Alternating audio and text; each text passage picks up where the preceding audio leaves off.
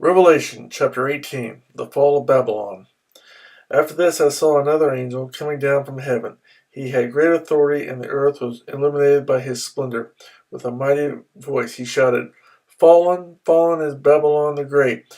She has become a home for demons, and a haunt for every evil spirit, a haunt for every unclean and detestable bird. For all the nations have drunk the maddening wine of her adulteries. The kings of the earth committed adultery with her, and the merchants of the earth grew rich from her excessive luxuries." Then I heard another voice from heaven say, "Come out of her, my people, so that you will not share in her sins, so that you will not receive any of her plagues. For her sins are piled up to heaven, and God has remembered her crimes. Give back to her as she has given, pay her back double for what she has done, mix her a double portion from her own cup. Give her as much torture and grief as the glory and luxury she gave herself. In her heart she boasts, 'I sit as queen, I am not a widow, and I will never mourn.' Therefore in one day her plagues will overtake her, death, mourning, and famine. She will be consumed by fire, for mighty is the Lord God who judges her. When the king of the earth, who committed adultery with her and shared her luxury, see the smoke of her burning, they will weep and mourn over her. Terrified at her torment, they will stand far off and cry, 'Woe, woe, O great city, O Babylon, city of power! In 1 hour your doom has come.' The merchants of the earth will weep and mourn over her because no one buys their cargoes anymore.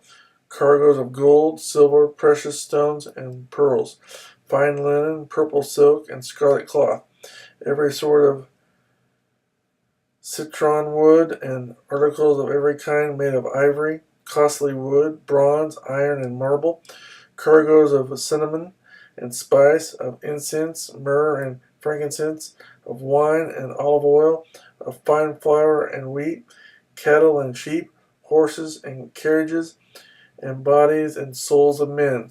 They will say, 'The fruit of you longed for is gone from you. All your riches and splendor have vanished, never to be recovered.' The merchants who sold these things and gained their wealth from her will stand far off, terrified at her torment.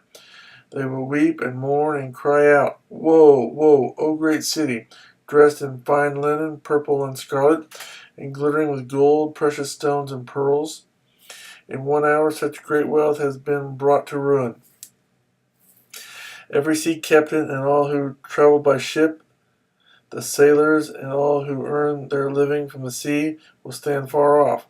When they see the smoke of her burning, they will exclaim, 'Was there ever a city like this great city?' They will throw dust on their heads, and with weeping and mourning cry out, 'Woe, woe, O great city, where all who had ships on the sea became rich through her wealth. In 1 hour she has been brought to ruin. Rejoice over her, O heaven. Rejoice, saints and apostles and prophets.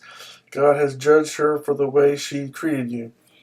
Then a mighty angel picked up a boulder the size of a large millstone and threw it into the sea and said, 'With such violence the great city of Babylon will be thrown down, never to be found again.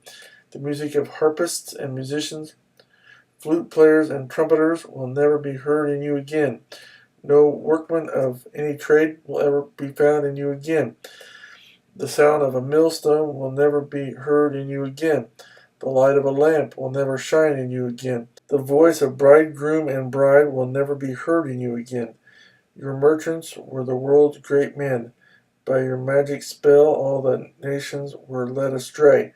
In her was found the blood of prophets and of the saints, and of all who have been killed on the earth.'"